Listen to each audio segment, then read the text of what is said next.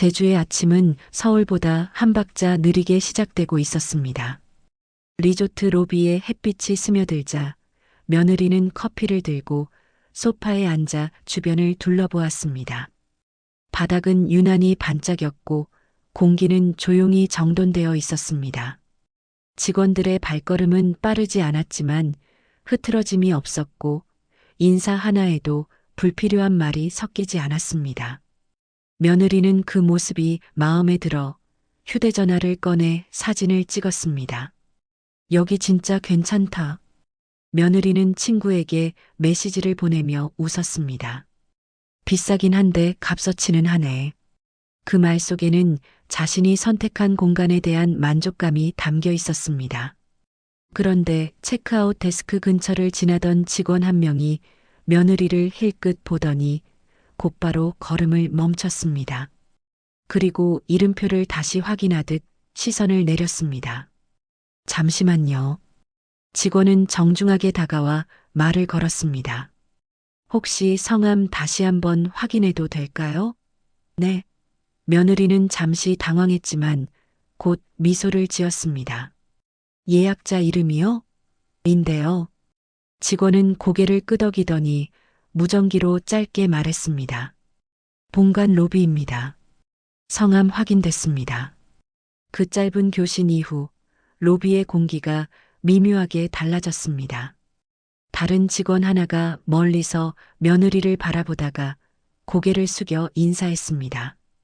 과한 친절도 설명도 없었지만 분명한 의식이 느껴졌습니다. 며느리는 괜히 등을 곧게 펴고 주변을 둘러보았습니다. 원래 VIP면 이 정도는 하나 보지. 스스로를 납득시키듯 생각했습니다. 그 순간 벽 한쪽에 걸린 오래된 액자가 눈에 들어왔습니다. 직원들이 자주 지나치지 않는 위치였지만 유난히 관리가 잘 된 사진이었습니다. 며느리는 무심코 그 앞에 섰습니다. 사진 속 인물은 단정한 유니폼을 입고 카메라를 바라보고 있었습니다. 표정은 조용했지만 단단해 보였습니다. 며느리는 그 얼굴을 바라보다가 알 수 없는 거리감을 느꼈습니다. 어디서 본 적 있는 얼굴 같은데. 그 생각이 채 끝나기도 전에 뒤에서 누군가 낮게 말했습니다. 그분을 아시는 분이신가요? 그 물음에 며느리는 천천히 뒤를 돌아보았습니다. 중년의 남성이 서 있었습니다.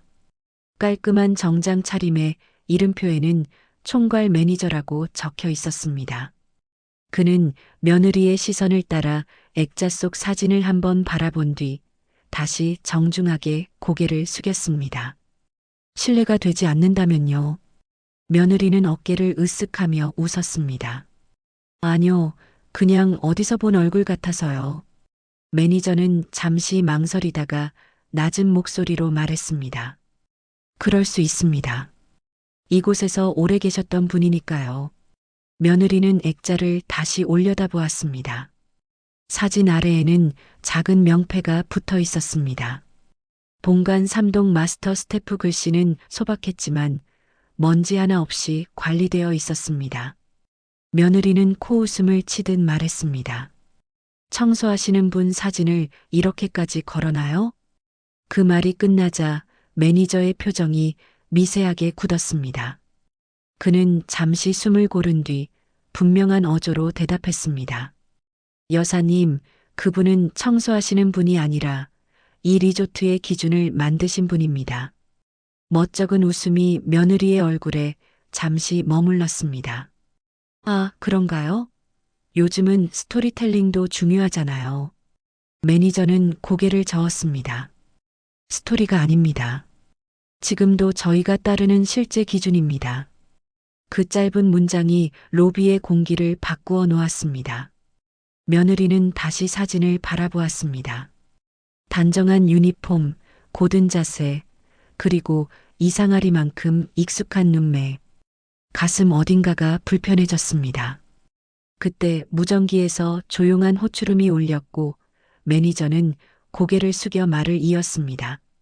여사님, 잠시 라운지로 안내해 드려도 될까요? 며느리는 대답 대신 고개를 끄덕였습니다. 사진에서 눈을 떼지 못한 채 그녀의 마음속에서 지금까지 가볍게 여겨왔던 과거가 처음으로 무게를 갖기 시작하고 있었습니다. 라운지는 로비보다 한층 더 조용했습니다. 바깥의 소음은 유리문 하나를 사이에 두고 완전히 가라앉아 있었고 낮은 음악만 은은하게 흐르고 있었습니다. 매니저는 며느리를 창가 쪽 자리로 안내한 뒤 물 한 컵을 조심스럽게 내려놓았습니다. 그 동작에는 서두름도 과장도 없었습니다. 며느리는 괜히 등을 곧게 세우고 의자에 앉았습니다. 방금 전 사진 앞에서 느낀 불편함이 아직 가시지 않았기 때문입니다. 아까 보신 사진에 대해 조금 설명드려도 될까요? 매니저의 말투는 낮고 단정했습니다. 굳이요? 며느리는 웃으며 대답했지만 시선은 컵 가장자리에 머물렀습니다. 괜찮습니다. 다만 오해가 생기지 않기를 바라는 마음에서요. 매니저는 잠시 말을 고르다가 천천히 이어갔습니다. 그분은 본관 3동이 가장 혼잡하던 시절 VIP 전담 구역을 맡으셨습니다. 객실 상태, 동선, 응대 방식까지 전부 그분 기준으로 정리됐습니다. 며느리는 코웃음을 치려다 멈췄습니다. 청소라는 단어가 나오지 않았기 때문입니다. 지금도요, 매니저는 말을 이어갔습니다. 저희가 VIP 응대 교육을 할 때 그분 수첩을 기준 자료로 씁니다. 소음 관리, 문 여는 순서, 청소 타이밍까지요. 며느리는 고개를 들었습니다. 그게 그렇게 중요한가요? 중요합니다. 실수하지 않는 기준이니까요. 잠시 침묵이 흘렀습니다.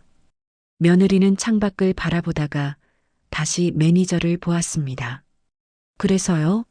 현재 투숙 중인 고객 중 한 분이 과거 그분이 직접 응대하셨던 분과 동일한 요청을 하셨습니다. 저희는 그 기준을 정확히 확인해야 했고요. 며느리는 손에 쥔 컵을 내려놓았습니다. 가슴 한쪽이 서늘해졌습니다. 사진 속 얼굴이 다시 떠올랐기 때문입니다. 그제야 알 수 없는 불안이 이유를 갖기 시작했습니다. 라운지의 공기는 여전히 차분했지만 며느리의 마음은 그렇지 않았습니다. 매니저의 말이 머릿속에서 반복되며 방금 전 사진 속 얼굴이 점점 또렷해졌습니다. 며느리는 애써 표정을 관리하며 물었습니다. 그래서 저를 여기로 부르신 이유가 뭔가요? 매니저는 서두르지 않고 고개를 끄덕였습니다. 확인 차원입니다. 그리고 예의 차원이기도 하고요. 그는 태블릿을 꺼내 몇 장의 문서를 보여주었습니다. 날짜와 구역, 짧은 메모들이 정갈하게 정리되어 있었습니다. 이 기록들 모두 그분이 남기신 겁니다. 단순한 청소 기록이 아니라 고객 응대 기준입니다. 며느리는 화면을 내려다보다가 문득 익숙한 표현 하나에 시선이 멈췄습니다. 창문 먼저 확인이라는 문구였습니다. 순간 집에서 들었던 말들이 겹쳐 떠올랐습니다. 괜히 환기를 먼저 하던 어머니의 습관, 소리를 최소화하던 동작들까지 이 기준을 가장 정확히 아는 분이 아직 연락이 닿는다고 들었습니다. 매니저의 말이 조심스럽게 이어졌습니다. 저희는 내부 확인을 위해 그분께 연락을 드렸고요. 며느리는 손가락에 힘이 들어간 것을 느꼈습니다. 그분이 아직도 연락을 받으세요? 네. 기록이 살아있으니까요. 잠시 침묵이 흘렀습니다. 며느리는 시선을 돌려 로비 쪽을 바라보았습니다. 직원 하나가 멀리서 고개를 숙여 인사하는 모습이 보였습니다. 과한 친절이 아니라 기준에 따른 예의처럼 느껴졌습니다. 그 순간 마음속에서 어떤 말이 조용히 부서졌습니다. 그저 청소부였을 뿐이라는 말이었습니다.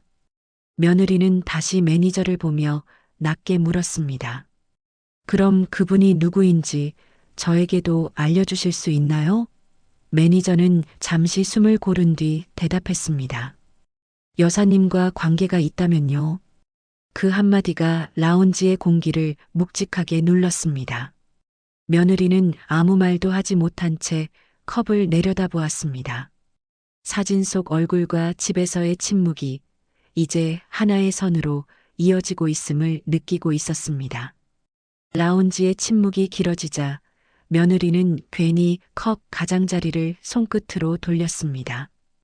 커피는 이미 식어 있었지만 입에 대지 못했습니다. 매니저의 말이 머릿속에서 천천히 정렬되고 있었기 때문입니다. 기준, 기록, 아직 연락이 닿는다. 그 단어들이 서로 이어지며 며느리의 표정을 조금씩 굳게 만들었습니다. 관계가 있다면 이라는 말씀이 무슨 뜻이죠? 며느리는 최대한 담담하게 물었지만 목소리는 생각보다 낮아져 있었습니다. 매니저는 고개를 숙였다가 천천히 들며 대답했습니다. 개인정보를 함부로 말씀드릴 수는 없습니다. 다만 여사님 성함으로 예약이 확인되었고 내부 확인 과정에서 그분과의 연결 가능성이 보여서요. 며느리는 순간 숨이 막히는 듯 했습니다. 제 이름으로요? 네. 그래서 예의를 갖춰 확인드리고자 했습니다. 라운지 너머로 직원 한 명이 다가와 매니저에게 낮게 보고했습니다. 매니저는 짧게 고개를 끄덕인 뒤 다시 며느리를 바라보았습니다. 오늘 오후에 그분께서 남기신 기준을 그대로 적용해야 하는 요청이 있습니다. 저희는 그분의 확인 없이는 진행하지 않기로 했습니다. 며느리는 무의식적으로 손을 움켜쥐었습니다. 집에서 늘 보아오던 손길, 먼저 환기하던 습관, 소리를 줄이던 동작들이 한꺼번에 떠올랐습니다. 그 모든 것이 우연이 아니라 기준이었다는 사실이 가슴을 조용히 눌렀습니다. 그분께 연락이 가면요? 며느리가 물었습니다. 매니저는 잠시 말을 고르다가 답했습니다. 저희는 예전과 같은 존칭으로 같은 방식으로 요청드릴 겁니다. 그 말이 끝나자 며느리는 더 이상 웃지 못했습니다. 라운지의 조용한 공기 속에서 자신이 쉽게 던져왔던 말들이 하나씩 돌아오고 있음을 느꼈기 때문입니다. 라운지 밖으로 나오자 며느리는 숨을 한번 길게 내쉬었습니다. 에어컨 바람이 스쳤지만 등 뒤는 식지 않았습니다. 매니저의 말들이 여전히 귓가에 남아 있었기 때문입니다. 예전과 같은 존칭, 같은 방식. 그 말들은 단순한 절차가 아니라 오래 지켜온 질서처럼 느껴졌습니다. 며느리는 괜히 휴대전화를 꺼내 들었다가 다시 주머니에 넣었습니다. 지금 이 순간 누구에게도 먼저 연락하고 싶지 않았습니다. 복도를 지나며 직원 둘이 며느리를 향해 고개를 숙여 인사했습니다. 과하지도 가볍지도 않은 인사였습니다. 며느리는 무심히 고개를 끄덕였지만 마음은 편치 않았습니다. 자신을 향한 예의가 아니라 자신이 속한 맥락을 향한 예의처럼 느껴졌기 때문입니다. 그 맥락의 중심에 누가 있는지 이제는 분명해지고 있었습니다. 객실로 돌아온 며느리는 창가에 서서 바다를 내려다보았습니다. 파도는 잔잔했지만 마음속은 그렇지 않았습니다. 문득 집에서의 장면들이 떠올랐습니다. 어머니가 늘 먼저 창을 열던 모습, 소리를 줄이기 위해 발걸음을 바꾸던 습관, 그리고 아무 말 없이 기준을 지키던 태도까지. 그 모든 것이 눈치가 아니라 책임이었다는 사실이 뒤늦게 와 닿았습니다. 며느리는 침대 가장자리에 앉아 손을 내려다보았습니다. 지금까지 자신이 던져온 말들이 떠올랐습니다. 가볍게 웃으며 했던 말들, 사람들 앞에서의 농담처럼 보였던 말들. 그 말들이 누군가의 시간을 얼마나 함부로 다뤘는지 이제야 조금 알 것 같았습니다. 며느리는 낮게 중얼거렸습니다. 몰랐던 게 아니라 보지 않으려 했던 거구나. 휴대전화가 진동했습니다. 화면에는 아직 아무 메시지도 없었습니다. 하지만 며느리는 알고 있었습니다. 곧 자신이 피할 수 없는 이름이 이 화면에 떠오를 것임을. 그리고 그 순간 더 이상 웃음으로 넘길 수 없다는 것도요. 저녁 무렵 리조트 레스토랑에는 잔잔한 음악이 흐르고 있었습니다. 며느리는 자리에 앉아 메뉴판을 펼쳐두었지만 글자들이 눈에 들어오지 않았습니다. 방금 전까지의 대화가 머릿속에서 계속 반복되고 있었기 때문입니다. 기준을 만든 사람, 존칭으로 요청, 연락이 닿는다. 그 말들이 하나로 이어질수록 마음은 점점 무거워졌습니다. 웨이터가 다가와 물을 따르며 조용히 말했습니다. 편안히 드시도록 준비하겠습니다. 그 한마디조차도 형식적인 친절이 아니라 어디선가 배운 태도처럼 느껴졌습니다. 며느리는 고개를 끄덕였지만 손은 자연스럽게 컵을 바로 잡았습니다. 괜히 소리가 날까봐 습관처럼 움직인 손이었습니다. 그 순간 자신이 무의식 중에 누군가의 기준을 따라하고 있다는 사실을 깨달았습니다. 식사가 나왔지만 몇 입 먹지 못했습니다. 며느리는 휴대전화를 꺼내 들었다가 다시 내려놓기를 반복했습니다. 집으로 전화할 용기도 메시지를 보낼 마음의 준비도 되어 있지 않았습니다. 아직은 마주할 자신이 없었습니다. 대신 며느리는 창밖을 바라보았습니다. 어둑해진 바다 위로 불빛이 길게 흔들리고 있었습니다.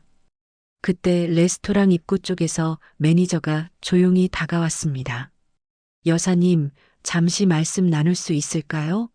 며느리는 잠시 망설이다가 고개를 끄덕였습니다. 오늘 밤 그분께 확인 전화를 드릴 예정입니다. 그 말에 며느리는 숨을 삼켰습니다. 지금 바로요? 네. 내일 일정에 필요해서요. 매니저가 물러난 뒤 며느리는 자리에서 일어나지 못했습니다. 오늘 밤 자신이 그토록 가볍게 불러왔던 과거가 더 이상 피할 수 없는 현재로 다가오고 있음을 느꼈기 때문입니다. 그리고 그 전화가 울리는 순간 이 여행은 끝나고 말 것임을 며느리는 본능처럼 알고 있었습니다. 밤이 깊어질수록 리조트는 더 조용해졌습니다. 며느리는 객실로 돌아와 불을 낮추고 침대 끝에 앉아 있었습니다. 창밖에서는 파도 소리가 일정한 간격으로 들려왔고 그 소리가 오히려 마음을 더 또렷하게 만들었습니다. 휴대전화는 탁자 위에 뒤집혀 있었지만 진동이 울릴 때마다 공기가 먼저 흔들리는 듯 느껴졌습니다. 잠시 후 휴대전화가 울렸습니다. 화면에는 낯선 번호가 떠 있었습니다. 며느리는 숨을 한번 삼킨 뒤 전화를 받았습니다. 여보세요. 수화기 너머로 낮고 공손한 목소리가 들려왔습니다. 여사님, 늦은 시간에 실례를 무릅쓰고 연락드립니다. 리조트입니다. 그 목소리는 조심스러웠고 존칭은 또렷했습니다.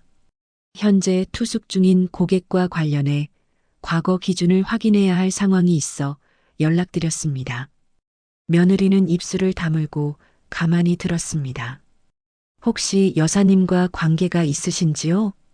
그 질문이 떨어지는 순간 며느리는 더 이상 부정할 수 없었습니다. 사진 속 얼굴, 집에서의 침묵, 그리고 지금 이 전화까지가 하나로 이어졌기 때문입니다. 네, 시어머니십니다. 말이 끝나자 잠깐의 정적이 흘렀습니다. 이내 수화기 너머에서 조용한 숨소리가 들렸습니다. 그렇군요. 그럼 더욱 정중히 말씀드리겠습니다.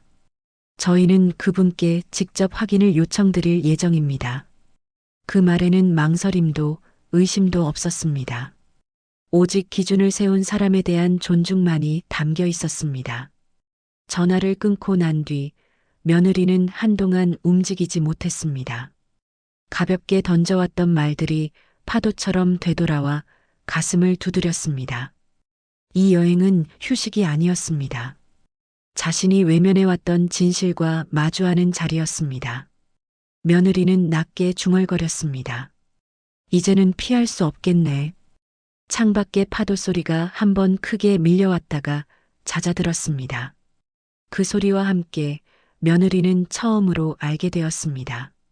자신이 무시해왔던 시간이 얼마나 단단한 이름을 가지고 있었는지를, 그리고 그 이름을 이제 곧 집에서 다시 듣게 되리라는 것을요.